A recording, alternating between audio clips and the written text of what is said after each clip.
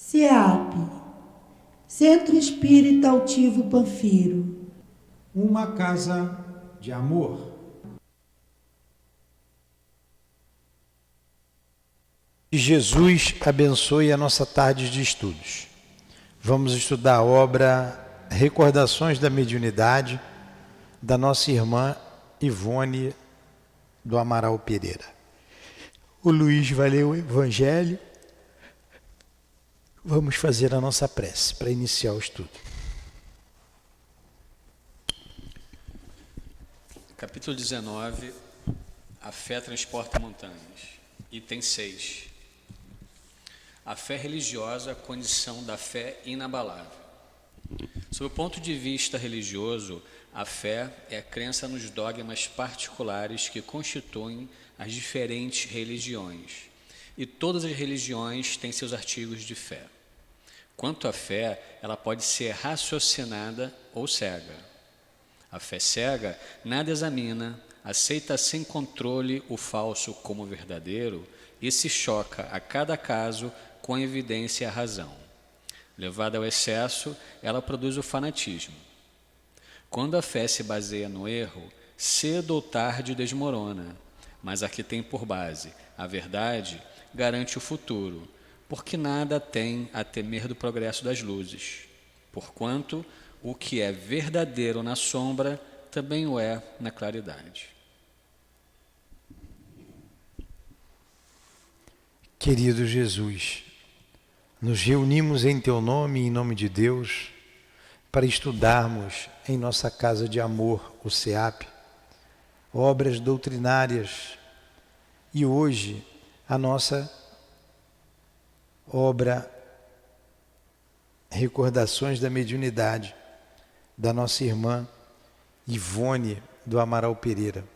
A sua experiência mediúnica, que ela possa nos inspirar, nos ajudar. E em Teu nome nós a chamamos em nosso auxílio, bem como o nosso irmão altivo e a direção espiritual da nossa casa.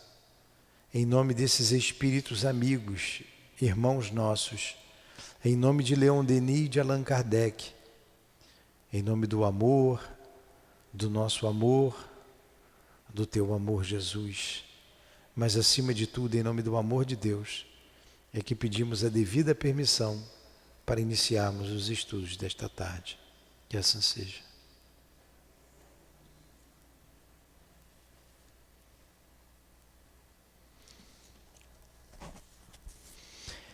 Nós estávamos estudando a experiência da Dona Ivone com relação a um espírito suicida, que ela viajou para Petrópolis. Tá bom, né? Ah, tá. Uma viagem para Petrópolis, uma cidade serrana, aqui no Rio de Janeiro. E lá ela ficou durante um tempo. E onde ela foi se hospedar, num lugar distante, afastado da cidade, ela percebe passos no porão, gritos, gemidos de dor, até que um dia, ela sozinha em casa, lendo o Evangelho, estava estudando o Evangelho, ela resolve ir até o porão da casa, ou acho que é no quarto contíguo ou no porão da casa, e para verificar o que estava acontecendo. E ela se deparou com um espírito que, banhado em sangue, se contorcia no chão. Parecia que tinha ocorrido naquele momento. Porém, aquela cena tinha transcorrido há 10 anos.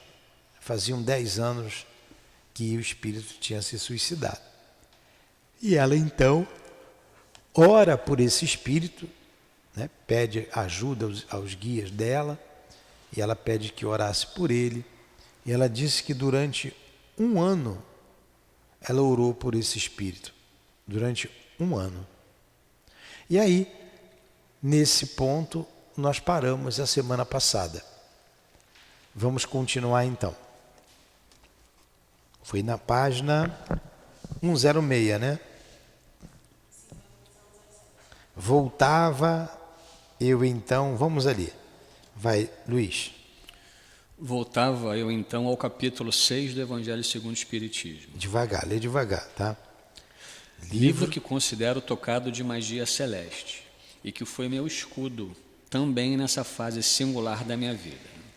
As doces advertências do Espírito de verdade, então, como que ressoavam pelo recinto reanimando o meu ser, alcandorando-me o coração com novos haustos de esperança e confiança, até repercutirem por processos vibratórios de sublime transcendência, naquele ser desesperado que eu via a meus pés. E lendo-as, eu mesma adquiri a impressão de que o próprio Jesus falava ao suicida, nos quadros criados pelo meu pensamento e adaptados ao entendimento daquele, pelos assistentes espirituais para o socorro ao mesmo. Sou o grande médico das almas e venho trazer-vos o remédio que vos há de curar. Os fracos, os sofredores e os enfermos são os meus filhos prediletos. Venho salvá-los. Vinde, pois, a mim, vós que sofreis e vos achais oprimidos, e sereis aliviados e consolados. Então, desculpa. Posso ir? Não busqueis alhures a força e a consolação, pois o mundo é impotente para dá-las. Então, ela começou a ler o capítulo 6 do Evangelho segundo o Espiritismo. Achou aí, página 106? O Cristo Consolador. E como ela disse aqui, ela tinha a impressão que Jesus falava ao espírito suicida. E por recomendação dela, nós aqui, que trabalhamos com os espíritos suicidas, nós estudamos o capítulo 6. Ele termina, a gente inicia. Termina, a gente reinicia o capítulo 6. O Cristo Consolador. Porque o que eles precisam, o que esses espíritos precisam, é de esperança. Esperança, essa é a palavra. E o capítulo 6 traz a esperança para eles. Continua. Venho instruir-vos e consolar os pobres deserdados.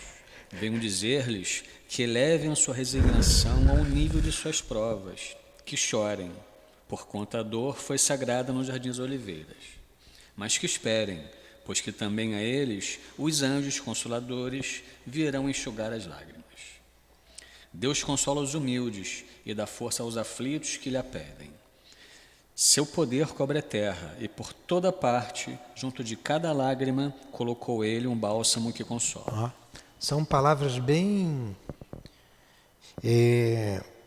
pertinentes, né, para quem sofre, quem está gemendo, quem está gritando, quem está chorando de dor. Vem a mim, eu sou o médico das almas, venho instruir os deserdados, Deus consola os humildes. Palavras de esperanças a esses irmãos tão sofridos, tão sofredores. A gente não tem ideia desse sofrimento.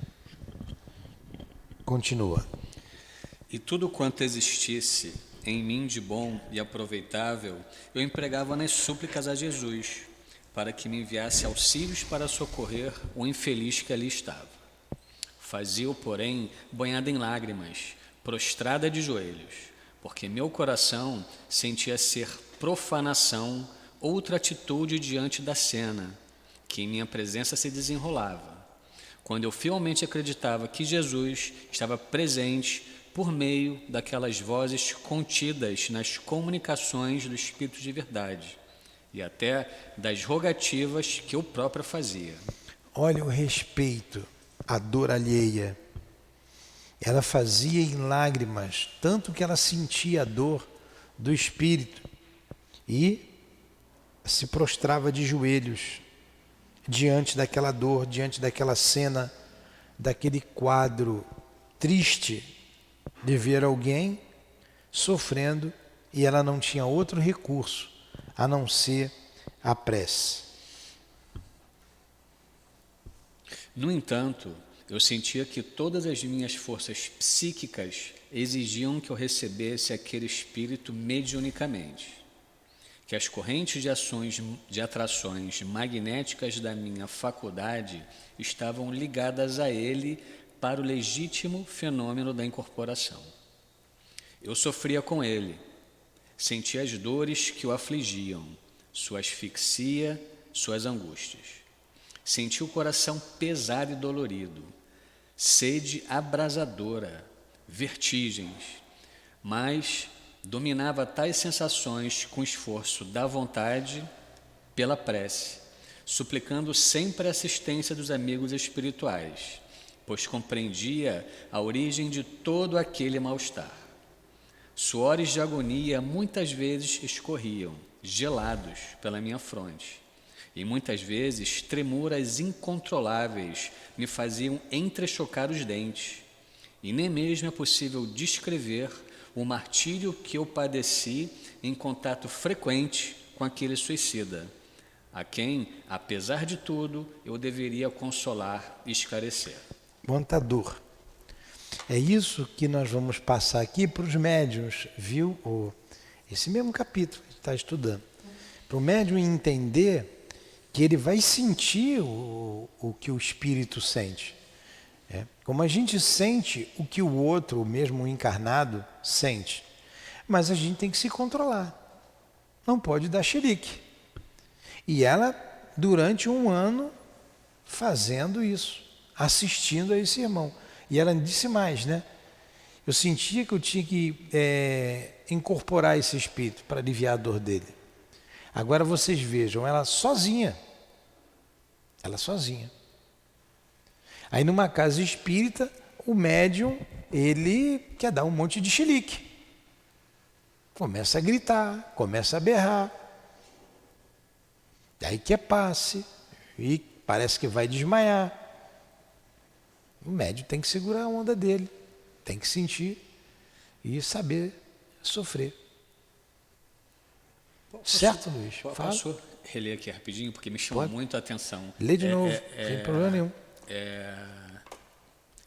A qualidade das sensações extremas que ela, como médium incorporada, sentia. Né? Vamos lá, lê de tudo de novo. Vou ler só essa parte aqui. Desculpa. Não lê de cima. Todo? No entanto, é bom esse trecho. Tá. No entanto, eu sentia que todas as minhas forças psíquicas exigiam que eu recebesse aquele espírito mediunicamente, que as correntes de atrações magnéticas da minha faculdade, era isso que eu ia falar, estavam ligadas a ele para o legítimo fenômeno da incorporação. Ela está ratificando que é o legítimo fenômeno realmente o que ela tinha. Né? Tem uns que não são tanto. Né? E as correntes, as atrações magnéticas, é o que a gente faz em nossa casa aqui. Hoje, nossos trabalhos acontecem às sextas-feiras, amanhã. Então, hoje à noite, começam as ligações magnéticas para o trabalho de amanhã. Às vezes, começou até ontem mesmo, na quarta-feira. Alguns médiuns até sentem, para que seja realizado o trabalho. Então, esse espírito não vai para aquele médium, ou para aquele outro, para qualquer médium. Não. Esse espírito vai para o médium que tem que recebê-lo. Assim como ela falou. Aconteceu ali, ligações, atrações magnéticas com o sofredor. Eu sofria com ele, sentia as dores que o afligiam, sua asfixia, suas angústias. Ela tinha a dor física, no corpo físico, e a dor moral dele. Ela sentia tudo isso. Ela sentia. Sentia o coração pesado e dolorido, sede abrasadora, vertigens, mas dominava tais sensações com esforço da vontade pela prece, suplicando sempre a assistência dos amigos espirituais, pois compreendia a origem de todo aquele mal-estar. Esse trecho que eu achei muito forte. Suores de agonia muitas vezes corriam, gelados, pela minha fronte, e muitas vezes tremuras incontroláveis me faziam entrechocar os dentes, e mesmo e nem mesmo é possível descrever o martírio que eu padeci em contato frequente com aquele suicida, a quem, apesar de tudo, eu deveria consolar e esclarecer. Entendeu agora? Vocês entenderam bem? Então vamos lá. Tentando algo em benefício geral. Tentando algo em benefício geral, procurei descobrir um núcleo espírita de cuja colaboração me pudesse valer para a solução do caso. E encontrei-o. Todavia, 2 escolhos se interpuseram entre as minhas esperanças de socorro. A falta de confiança dos irmãos de crença nas minhas possibilidades mediúnicas. Eu não era absolutamente conhecida na cidade, e tampouco entre os irmãos de crença. E a distância que mediava entre o núcleo espírita e a casa que me hospedava, pois se situava cada uma no extremo da grande cidade. Enquanto o horário das reuniões era inacessível para mim, que não contava com quem quer que fosse que me pudesse acompanhar no regresso. Compreendi então que a tarefa junto ao suicida era particularmente minha, que se tratava de um pesado testemunho de fé e resistência à tentação do suicídio, que a lei de Deus de mim exigia, e prossegui, confiando nos recursos oferecidos pela grande doutrina dos Espíritos. Então, ela tinha essa tarefa, ela tinha o compromisso com os suicidas, até porque ela foi suicida, né? Sucessivamente. Então ela tinha esse compromisso com os suicidas. As materializações do espírito em questão, não obstante, não eram permanentes. Eu não o distinguia seguidamente e ininterruptamente. Eram, assim, frequentes, porém intermitentes, às vezes demorando-se alguns segundos com muita precisão para retornarem dentro em pouco. De outras vezes eram fugidias, quais lampejos, embora eu continuasse percebendo sua presença, sentindo suas influências, sem nada enxergar de concreto. Mesmo assim, como não enlouqueci de pavor, ou não me deixei obsidiar nos momentos em que via o infeliz suicida deixar o sótão, flutuar no espaço atraído pelas minhas forças afins, sem mesmo disso se aperceber, e atingir o escritório para se deter junto de mim e continuar suas eternas convulsões? Olha que coisa, hein? Ela percebendo, sentindo tudo que o espírito estava sentindo. E não enlouqueceu de pavor. E o detalhe que ela colocou, que na aula passada nós vimos, sem se deixar obsidiar, porque ela corria o perigo de deixar-se obsidiar pelo espírito e cometer o suicídio também. Ela foi vigilante. Isso aqui é uma aula para todos nós, médiuns, trabalhadores da mediunidade. O médium seguro, o médium que se controla, né, tem consciência do seu trabalho. E ela não fugiu dali. Ela não tinha evidência constante, mas era intermitente. Toda hora ela via. Aquela cena dolorosa do espírito ensopado em sangue no sótão. Valeu-me, em tão difíceis circunstâncias, além da misericórdia do Altíssimo, a assistência carinhosa dos tutelares invisíveis, cuja piedosa proteção eu sentia e agradecia, destacando-se, todavia, o concurso das entidades Charles e Camilo Castelo Branco. Tá, os amigos dela, né? Este ainda não reencarnado pela ocasião. Olha aí. E os espíritos junto dela ali, ajudando, apoiando. Eis, no entanto, a essência do fenômeno, explicada pelo amigo espiritual Charles. Agora, quando traça estas páginas, 29 anos depois do fato ocorrido. Também tu foste suicida, e como tal, muito fizeste sofrer a outrem, mesmo aqueles que te procuraram socorrer como espírito. O suicídio é atestado de fraqueza e descrença geral, de desânimo generalizado, de covardia moral. Terrível complexo que enreda a criatura no emaranhado de situações anormais.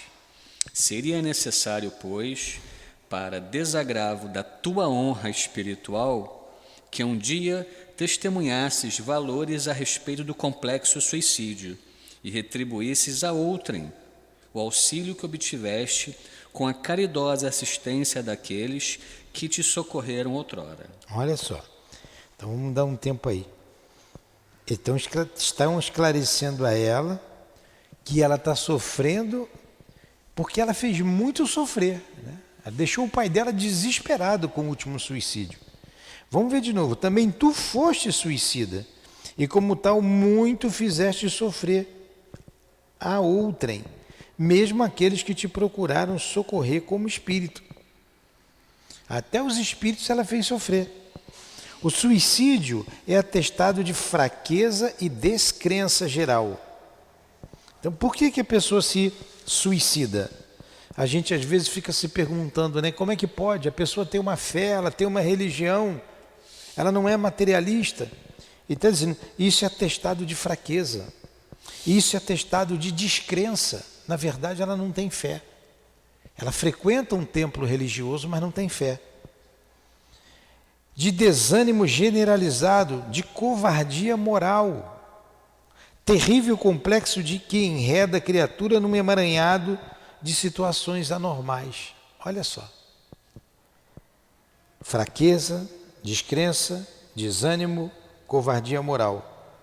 Ela se enreda nessas forças escuras, cede ao suicídio. Seria necessário, pois, para desagravo da tua honra espiritual, que um dia testemunhasses valores a respeito do complexo suicídio. Seria necessário, pois, para desagravo da tua honra espiritual. O que é a honra espiritual, Luiz? A honra espiritual dela, desagravo para a honra espiritual. É uma afronta contra a lei de Deus. Uma afronta contra a lei de Deus. Que retribuísse a outrem o auxílio que obtiveste com a caridosa assistência daqueles que te socorreram outrora. Ela está retribuindo o que fizeram com ela. Ah, é? Não é? É. Ah, é? Ela está fazendo uma reparação. Né? É o R, a reparação. Ela está na fase da reparação. Ela está reparando, é isso aí. Bom aluno, aprendeu bem. A reparação. Ela está retribuindo tudo que ela recebeu. Com relação a nós que trabalhamos na obra social, o Dr. Herman disse que uma das funções, uma das coisas que acontece conosco é a limpeza do nosso perispírito. A gente vai limpando, a gente trabalhando, ajudando ao próximo, uma limpeza no nosso perispírito, que a gente maculou outrora, ou com a guerra, com a pilhagem, levando descrenças. Somos nós os santinhos trabalhadores da obra social. Então, o que está acontecendo com ela aqui, essa limpeza do perispírito, que ele colocou com outro nome aqui, o desagravo da honra espiritual, que é o mesmo que acontece conosco aqui, o desagravo da nossa honra espiritual. O caso em apreço é um detalhe dos testemunhos que necessitavas apresentar à lei de reparação. Olha aqui a reparação que você falou. De delitos passados. Está aqui a reparação. De delitos passados. Testemunho de fé. Tu que falistes pela falta de fé em ti mesma e no poder de Deus. Olha o Espírito que está falando para ela. O Espírito está sendo duro com ela, né? Mostrando a realidade. Testemunho de fé, tu que faliste pela falta de fé em ti mesmo e no poder de Deus. Então ela está fazendo aqui, ela está reparando tudo que ela fez sofrer o outro. Reparação. Assim, ligada a ti pelas correntes afins humanizadas, a entidade suicida adquiriu condições para se reanimar e perceber o que se tornava necessário à melhora do próprio estado, revigorando-se vibratoriamente para se desvencilhar do torpor em que se deixava envolver. Então ela estava ajudando ele a se desvencilhar daquele torpor, que havia 10 anos ele sofria. 10 anos. Triste, hein?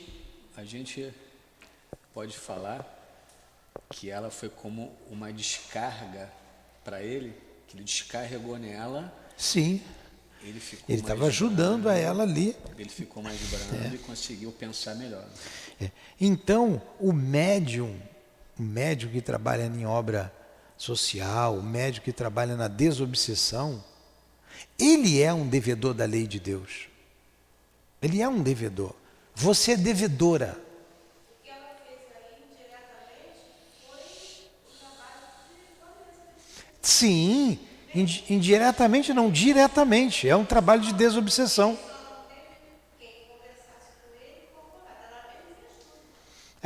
É um trabalho de desobsessão, de um espírito sofredor. Aí os médiuns que trabalham ali com os suicidas e que sofrem muito, é isso aqui, ó, esse desagravo. Eu vou sublinhar bem isso aqui para a gente falar com eles ali na aula que vem. Seria necessário, pois, para o desagravo da tua honra espiritual, que um dia testemunhasses valores a respeito do complexo suicídio. Aqui. O que é isso aqui? Ali, quem trabalha ali com os suicidas, está aqui, está enquadrado aqui.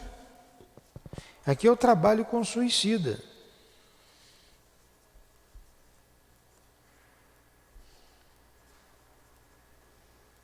Eu trabalho com suicida. Continua aí. Compreendia, pois, a doutrinação que lhe fornecias. Recebi os bálsamos magnéticos que lhe transmitias, como se tratasse de aplicações de passes.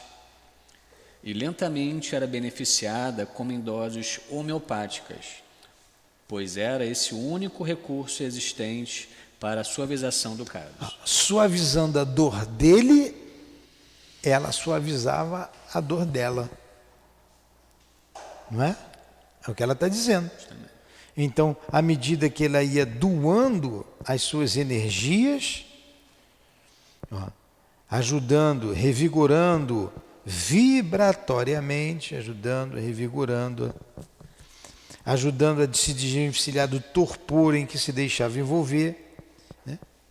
Compreendia, pois, a doutrina, ele compreendia, pois, a doutrinação que lhe fornecias.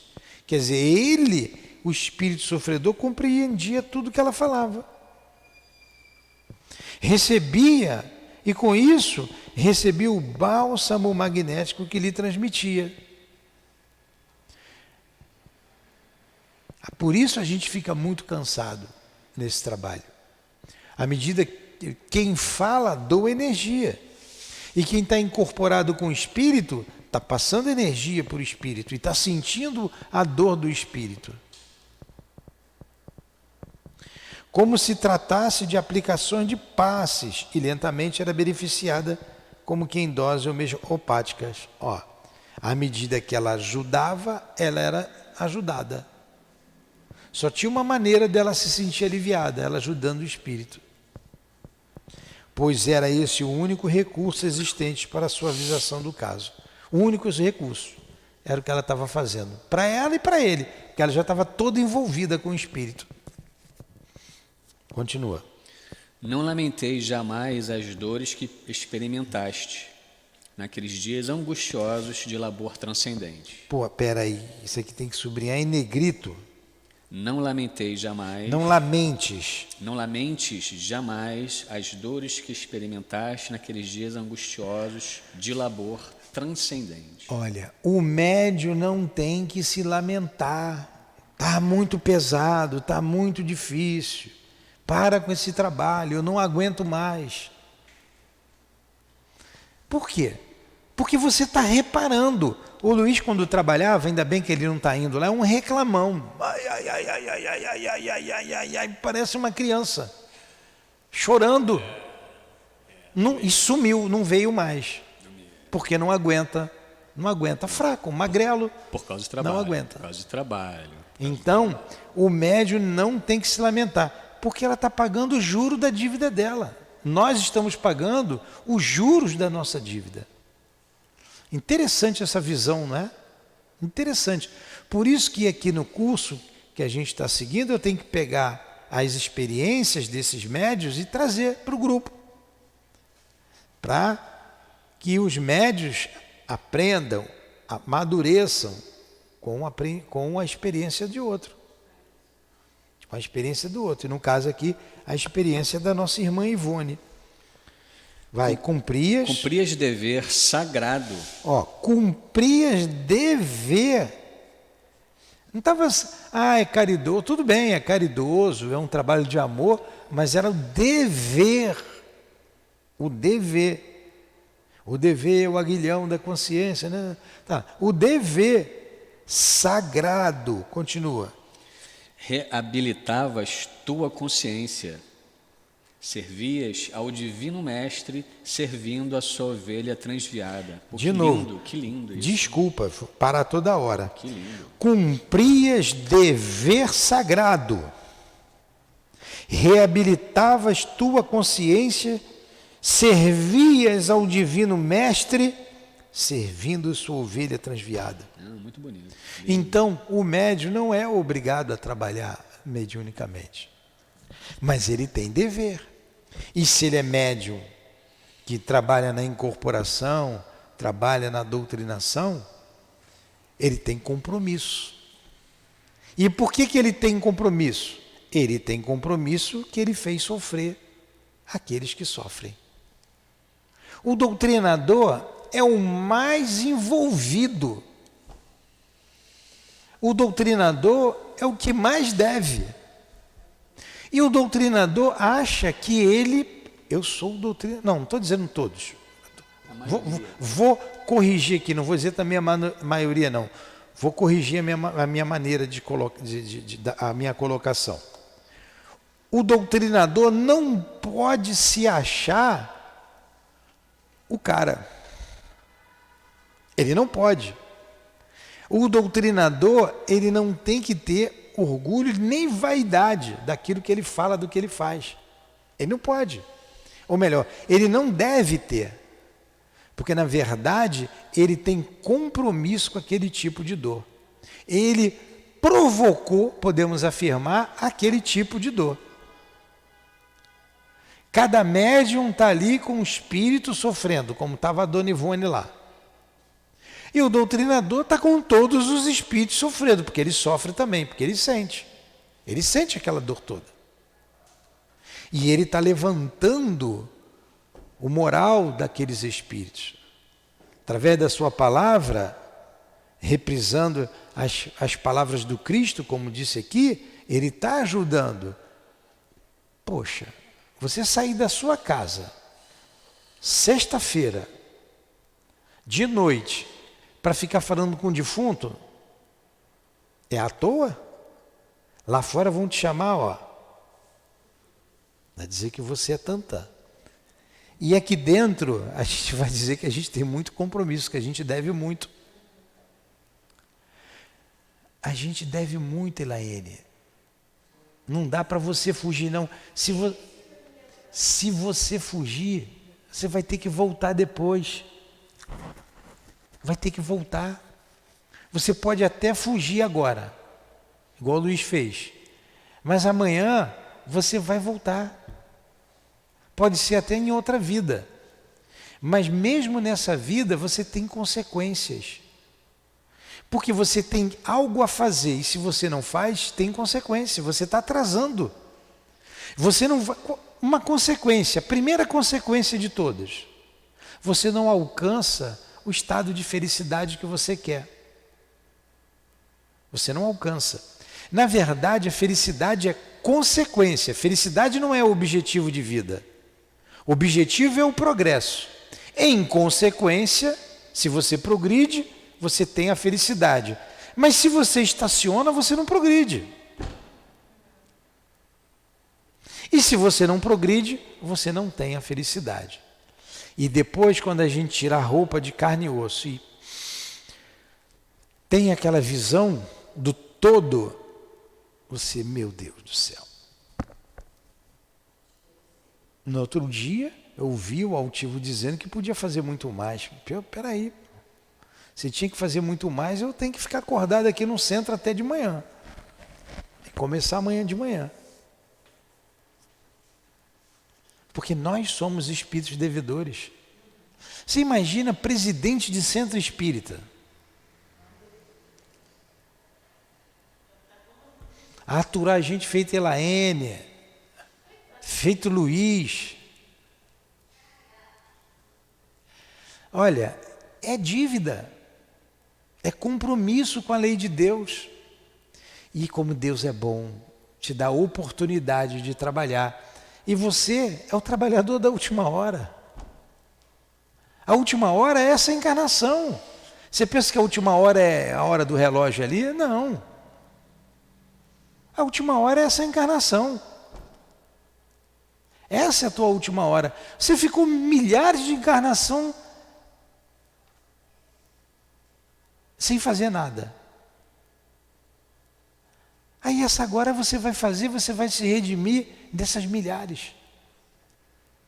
Olha como Deus é bom, Ele te dá um instrumento, a mediunidade, a faculdade mediúnica, para que você possa avançar mais rápido. Porque se você for sem o trabalho mediúnico, você demora muito mais tempo. O trabalho mediúnico alavanca o teu progresso, e muito. Porque é um trabalho desse, como a gente brincou aqui, sexta-feira à noite. É um trabalho solitário, anônimo. Ninguém sabe o endereço que está sendo atendido ali. Você não sabe se é o da sua casa. Você sabe quantas vezes a sua casa foi atendida ali? Você não sabe. Mas você não bota o nome na caixinha ali? Principalmente quando está pegando, né? Pois é. Você não sabe. Então, é um trabalho anônimo, um trabalho que você se desprende do orgulho, da tua vaidade. Por isso, volto a dizer, nós somos tão complicados que a gente quer se envaidecer daquilo que nem é seu. Né? Aqui é a mediunidade. Você tem a faculdade, mas é o outro que dirige. É o desencarnado que dirige. E você quer se achar. Então aqui tem muito ensinamento para a gente. Muito ensinamento. Por isso, vocês vejam, eu dei a aula semana passada aqui, dei aula não, estou repetindo, eu só estou lendo e passando para vocês, enfatizando alguns aspectos, que certamente a Dona Ivone quer mostrar. Aí chega segunda-feira, a gente passa isso para vocês, chega quinta-feira, a gente repete isso aqui, chega no trabalho ali dentro, eu falo de novo. Quem que precisa mais? Quem fala. Quem fala? Quem fala?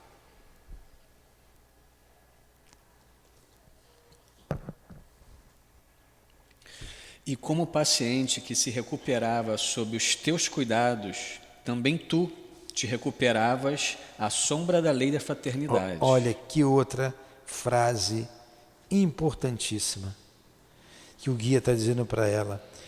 Assim como o paciente que se recuperava sob os teus cuidados, também tu te recuperavas à sombra da lei da fraternidade. Por gentileza, pega aquela minha pasta lá que está lá uma pasta preta, sabe qual é? Ou está na minha sala ou está na outra salinha. Lá, dá uma olhadinha lá no... Ou está dentro daquelas portas. Também tu te recuperavas à sombra da fraternidade, como nós nos recuperamos quando damos um passe, quando atendemos um espírito sofredor. Continua. Que nos aconselha a proceder com os outros como desejaríamos que os outros procedessem conosco. Como suicida, que também foste, estarás ligada aos imperativos das consequências do ato praticado. E uma face de tais imperativos é a necessidade do socorro aos companheiros de infortúnio, até que a consciência se liberte do opróbrio que a macula. O suicídio é assim, não é de outro modo, e tal como é, cumpre-nos enfrentá-lo e combatê-lo para a felicidade do gênero humano. Que coisa, hein? Lindo, lindo. Você vê quanta consequência. Lindo parágrafo.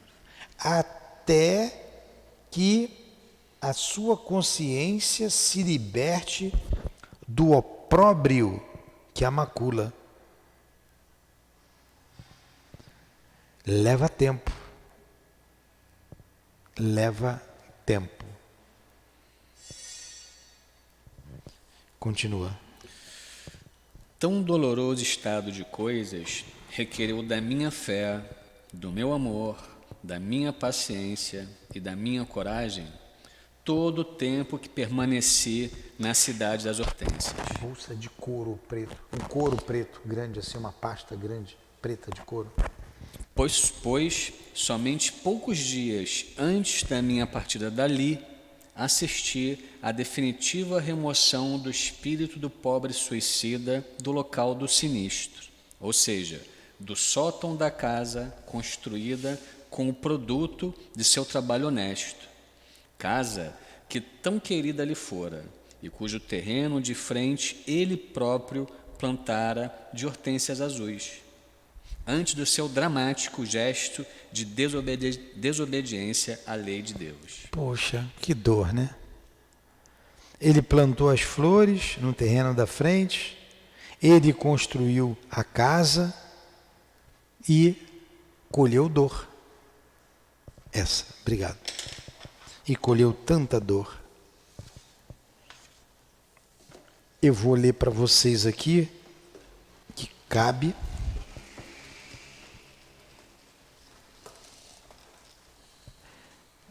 Deixa eu terminar, que falta um pedacinho, e eu leio depois aqui. É curto, não é longo, mas que vocês vão entender o que eu estou dizendo. Isso aqui é apostila de magnetismo, não é essa. Continua lendo, Luiz. Deixei a famosa Petrópolis alguns dias depois da partida do meu muito querido pupilo espiritual Guilherme. Era pelo mês de julho, e o céu azul pálido, meio velado pelas brumas do inverno, ensaiava timidamente cintilar sob as irradiações vivas do sol que rompia as nuvens. Da janela do carro de passageiros em que me alojava, enquanto o comboio corria, afastando-se da bela cidade serrana, eu contemplava a paisagem vigorosa, molhada pelo sereno da noite, e me embevecia, reconfortada pela beleza que de tudo aquilo irradiava. Não foi, porém, sem um sentimento de saudade que me despedi para sempre daquele ambiente em que tanto sofrera, que se fora trágico, difícil de suportar, também se elevara no meu conceito às culminâncias de santuário, em virtude do sublime acontecimento que ali se desvendara em minha presença, sob os auspícios da doutrina dos espíritos. Orava comovida, enquanto o trem corria, a prece de agradecimento por tudo que me fora confiado entre as solitárias paredes do chalé alemão, certa de que cumprira um dever e que os tutelares invisíveis estariam satisfeitos comigo. Para onde teria seguido a entidade suicida?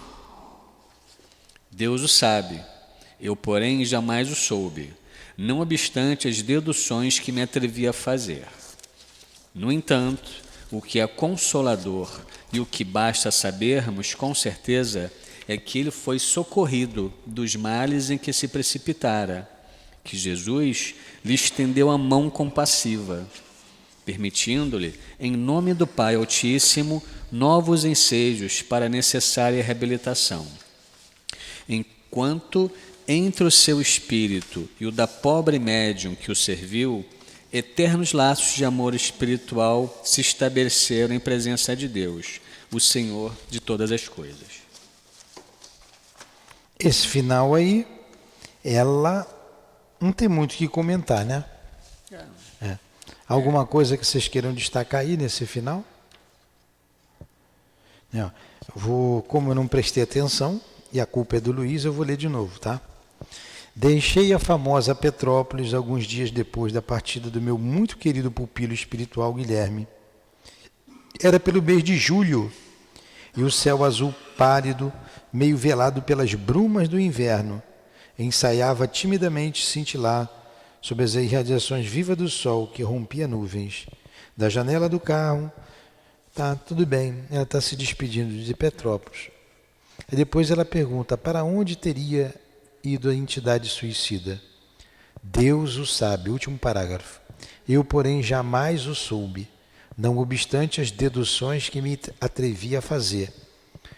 No entanto, o que é consolador e o que basta sabermos, com certeza, é que ele foi socorrido dos males que se precipitara, que Jesus lhe estendeu a mão compassiva, permitindo-me, em nome do Pai Altíssimo, novos ensejos para a necessária reabilitação. Enquanto entre o seu espírito e o do pobre médium que serviu, eternos laços de amor espiritual se estabeleceram em presença de Deus, o Senhor de todas as coisas. Bonito, né? Muito bonito. Mas nesse penúltimo parágrafo, aqui, eu vou ler de novo o penúltimo aqui da página 109. Tão doloroso estado de coisas requereu da minha fé, do meu amor, da minha paciência, da minha coragem, todo o tempo que permaneci na cidade das Hortênsias. Então o médium tem que ter fé, amor, paciência, coragem. E vocês sabem do que eu estou falando, quando a gente pega esses trabalhos ali pesados, né? Pois somente poucos dias antes da minha partida dali, assisti à definitiva remoção do espírito do pobre suicida do local sinistro. Ou seja, do sótão da casa construída com o produto do seu trabalho honesto, casa que tão querida lhe fora, e cujo terreno de frente ele próprio plantara de hortênsias azuis, que do mesmo dramático gesto de obediência, antes do seu dramático gesto de desobediência à lei de Deus. Então, um trabalhador que construiu uma casa belíssima, que plantou belas hortênsias, mas que se suicidou. E quanta consequência teve o suicídio? Não é? Então, gente, está aqui, lá no estudo nosso aqui, vamos detalhar ainda mais, aprofundar esse entendimento aqui. Vocês gostaram do estudo? Então, antes da gente terminar com a nossa prece, me permitam ler aqui uma vibração, não vou ela toda, é só uma página, mas é muito interessante. Muito interessante. É do espírito Baltazar, um dos guias da nossa casa aqui, através da mediunidade do altivo. E ele começa assim, eu vou ler a página toda, é pequena a página, e vou colocar ênfase aqui no que eu quero. Vamos lá. Baltazar, pela graça de Deus. Fala aqui do encontro e diz assim, deixem de lado as ansiedades. De agora em diante, todas as instruções a serem dadas deverão estimular o equilíbrio, a confiança e a serenidade. Essas três virtudes a Dona Ivone teve que ter no trabalho com o suicida. A divulgação igualmente dessas tarefas precisa ser feita. Assim conversem com os demais companheiros. Com referência à obra social, não nos esqueçamos ainda, aí a obra social, aqui que nos interessa, não nos esqueçamos ainda das ideias de amor, determinação, resistência. O trabalho mediúnico também requer amor, determinação e resistência. Senão você se afasta.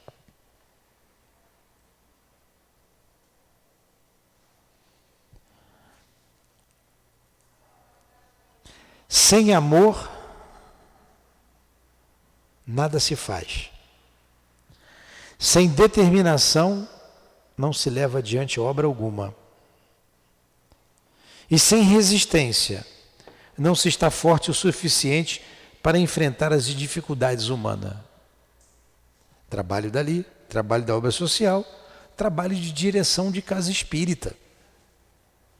Diretor de casa espírita, ele tem que ser forte o suficiente. Então, vai plantar coquinho. Sem determinação não se leva obra alguma adiante. Sem amor nada se faz. E sem resistência não é forte o suficiente para enfrentar dificuldades humanas. Aqui a gente só lida com dificuldades humanas. Desse modo, entre os múltiplos assuntos, olha o que a Dona Ivone fez lá e que serve para nós. Presta atenção. Eu só acho que presta atenção quando olha para mim. Presta atenção. Desse modo, entre os múltiplos assuntos a serem tratados e apresentados ao trabalhador da obra social está justamente este tripé. Criar resistência à incompreensão, ao mal, à desconfiança, à ignorância. Ter determinação, porque isso faz parte do próprio indivíduo. Sem determinação pessoal, ninguém levará adiante tarefa alguma. E, finalmente, lembrar o amor, porque realmente, sem amor, nada se faz. Alguns perguntarão tanto dos grupos da obra social, quanto dos evangelizadores. E por que estamos em tarefas que precisam ser desenvolvidos estes sentimentos? Amor, determinação e resistência. Justamente porque falharam muito nesse campo. Uns foram idólatras, outros negadores de Deus. Alguns usurparam, outros destruíram por amor à guerra, e outros ainda simplesmente assediaram populações indefesas. Olha os anjinhos, nós, os trabalhadores. Entre as múltiplas tarefas dadas a vocês, está a da limpeza psíquica de cada um, do perispírito de cada um. Não é isso que aconteceu com a Dona Ivone? A limpeza psíquica, ela deu um outro nome lá, do perispírito de cada um. De uma certa forma, vocês estão pagando seus débitos. Viu, Elaine? De certa forma, vocês estão pagando seus débitos. É a reparação. Débitos adquiridos ao longo dos milênios. Olha aí, um monte de milênios fazendo besteira. Olha a última hora de trabalho para a gente se recuperar. Abençoada mediunidade. Abençoada mediunidade. Mediunidade é sempre com Jesus. Então, de uma certa forma, vocês estão pagando seus débitos. Débitos adquiridos ao longo dos milênios. E é por isso que Deus não lhes mostrará os erros.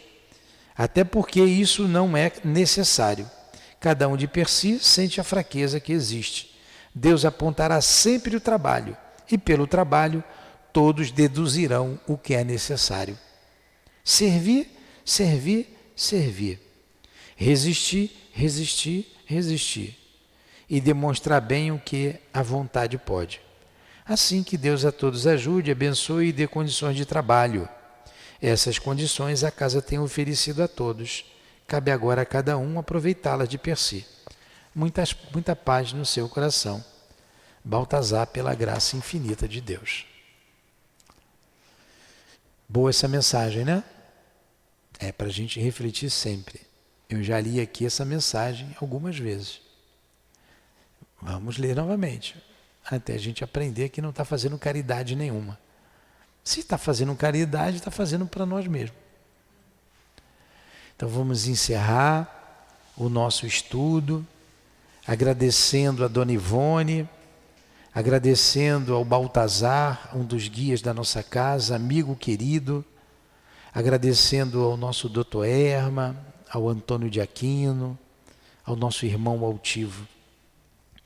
Agradecendo a todos que aqui estão, amigos queridos, amigas queridas, irmãos nossos. Muito obrigado. Muito obrigado, Allan Kardec. Muito obrigado, Leon Denis, o Charles, guia da médium, o Dr. Bezerra. Que Deus abençoe vocês todos. E que Deus abençoe os nossos propósitos. E que essas forças de esperanças, que essas forças de esperança, de amor, forças de paz, cheguem até esses irmãos tão sofridos, que pela porta do suicídio retornaram à pátria espiritual. Que Jesus os console, que Jesus os envolva com o seu bálsamo, com o seu amor, e que tenham coragem, porque todos vencerão. Jesus está junto a cada um de vocês. Deus ampara todos nós. E os benfeitores espirituais, abnegados amigos, jamais se apartam de nós, de nenhum que sofre, de ninguém que chora. Tenham forças, tenham ânimo. Maria Santíssima, com seu coração de mãe, consiga envolvê-los com o seu carinho maternal. Em nome então desses espíritos amigos, em nome do amor que vibra nesta casa, em nome do nosso amor, mas acima de tudo, em nome do amor de Jesus e de Deus nosso Pai, é que damos por encerrados os estudos da tarde de hoje. Que assim seja.